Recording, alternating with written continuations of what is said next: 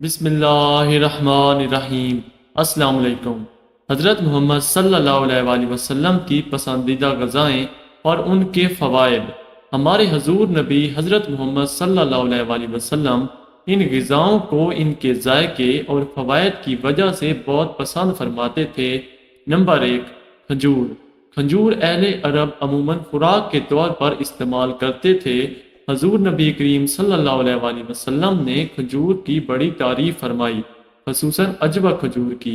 حضور نبی کریم صلی اللہ علیہ وآلہ وسلم کو کھجور بہت زیادہ پسند تھی اور اس کا بہت استعمال فرماتے تھے۔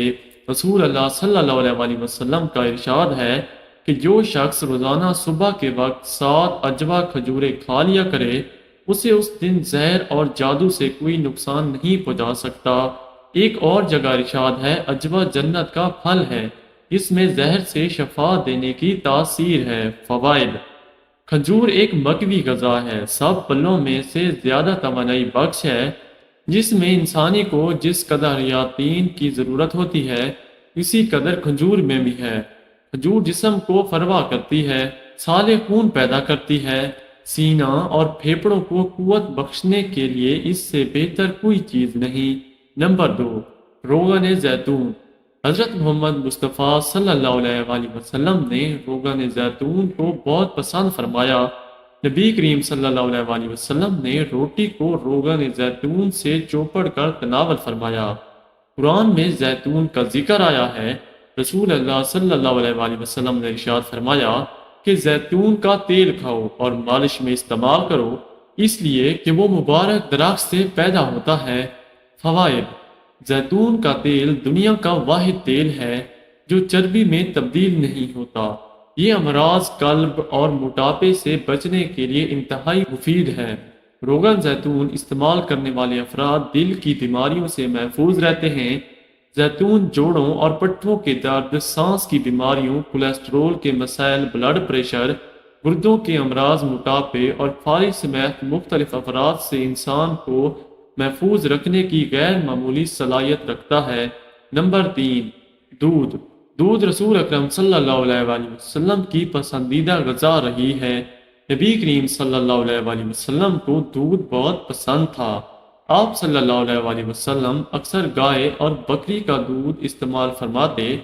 آپ صلی اللہ علیہ وآلہ وسلم کا ارشاد ہے، کوئی چیز ایسی نہیں جو طعام اور مشروب دونوں کا کام دیتی ہو سوائے دودھ کے۔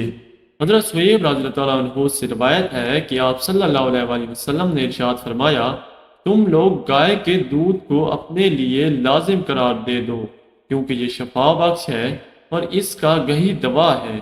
فوائد۔ حضرت انسان کے لیے ایک مکمل غذا ہے اور اس سے بہتر غذا شاید ہی ہو۔ دودھ میں جسم کی ضرورت کے مطابق تمام اجزاء موجود ہیں جن سے جسم صحت مند رہ سکتا ہے اور اس کی نشو و نما صحیح ہو سکتی ہے۔ جن علاقوں کے لوگ دودھ استعمال کرتے ہیں ان کی عمریں زیادہ ہوتی ہیں۔ نمبر 4، شہد۔ رسول اکرم صلی اللہ علیہ وآلہ وسلم کو شہد بہت پسند تھا اور اس کا بہت استعمال فرماتے تھے۔ حضرت عائشہ رضی اللہ تعالیٰ عنہا سے روایت ہے کہ آپ صلی اللہ علیہ وآلہ وسلم شہد پسند فرماتے تھے۔ شہد کی شفا بخشی کا ذکر قرآن میں بھی آیا ہے اور اسے موت کے علاوہ ہر مرض کا علاج قرار دے دیا گیا ہے۔ فوائد۔ شہد کے بارے میں یہ بات طے شدہ ہے کہ یہ بہت سے امراض میں مفید ہے اور اس کا استعمال جسم کو امراض سے محفوظ رکھتا ہے۔ تمام تر کاوشوں کے باوجود اب تک شہد کا متبادل تلاش نہیں کیا جا سکا۔ شہد کی ایک خوبی اس کے رس کا جلد اثر کرنا اور قدرتی اینٹی بائیوٹک ہونا ہے۔ یہ حلق سے نیچے اترتے ہی خون میں شامل ہو جاتا ہے۔ نوزائیدہ بچے سے لے کر جاں بال مریض تک سب کے لیے غذا اور دوا ہے۔ نمبر 5، کدو۔ حضور اکرم صلی اللہ علیہ وآلہ وسلم کو سبزیوں میں کدو بہت پسند تھا۔ حضرت انس رضی اللہ تعالیٰ عنہ سے حدیث مروی ہے کہ آپ صلی اللہ علیہ وآلہ وسلم کو ایک دعوت میں جو کی روٹی اور کدو گوشت کا شوربہ پیش کیا گیا۔ میں نے حضور نبی کریم صلی اللہ علیہ وآلہ وسلم کو دیکھا کہ پیالے کے کناروں سے کدو تلاش فرما کر تناول فرما رہے تھے۔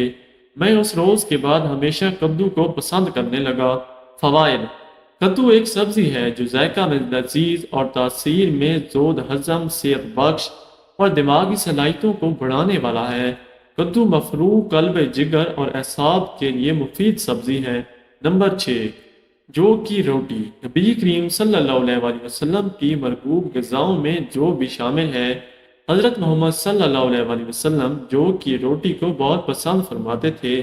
حضور صلی اللہ علیہ وآلہ وسلم نے اپنی ساری زندگی میں کبھی بھی میدے کی روٹی تناول نہیں فرمائی۔ ابو داؤد میں حدیث ہے کہ آپ صلی اللہ علیہ وآلہ وسلم نے جو کی روٹی کا ٹکڑا لیا اور اس پر کھجور رکھی اور فرمایا کہ یہ اس کا سالن ہے اور تناول فرما لیا۔ فوائد: قدرت نے جو میں جسمانی قوت کا پیش بڑا خزانہ چھپا کر ہمیں بخشا ہے۔ قدیم زمانے سے جو کا استعمال بطور علاج اور قوت بخش غذا میں ہوتا چلا آ رہا ہے۔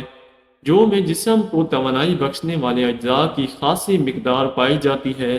اس میں 80% نشائستہ لمحات اور فاسفورس کی بڑی مقدار موجود ہوتی ہے، جو بلڈ پریشر کو فائدہ پہنچاتا ہے، حدت کو کم کرتا ہے، پیاس بجھاتا ہے، جوڑوں کے درد کو فائدہ پہنچاتا ہے کیونکہ زہریلے مادوں کو اخراج کرتا ہے، اس لیے وہاں سے چہرے کے دانوں اور اس سلسلے میں دوسرے جلد بیماریوں کو بھی دور کرتا ہے۔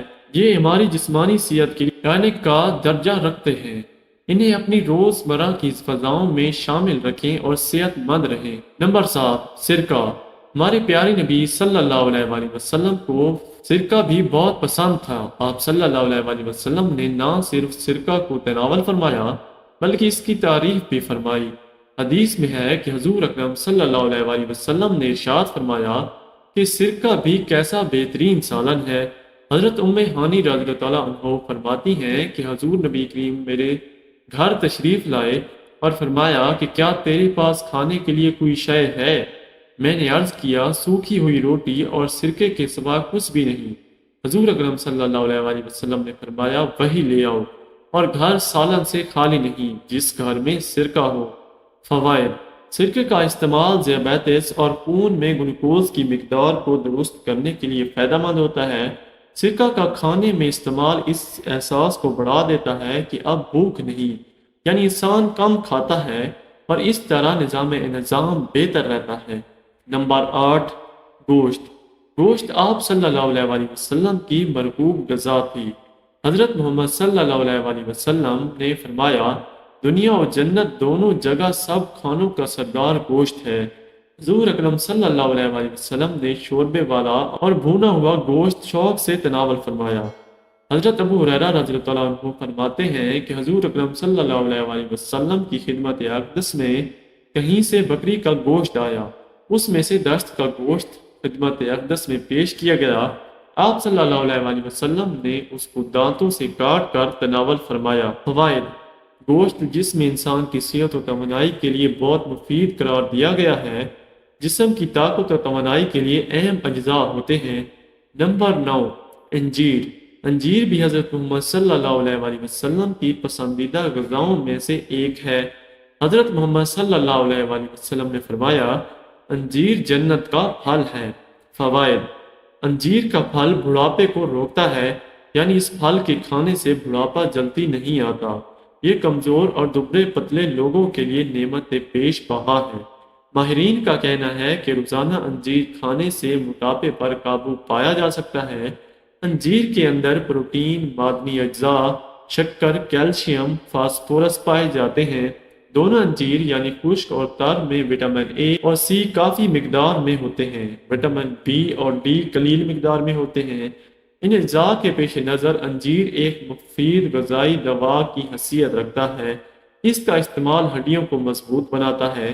اس میں فولاد، کیلشیم اور فاسفورس جیسے اجزاء شامل ہیں۔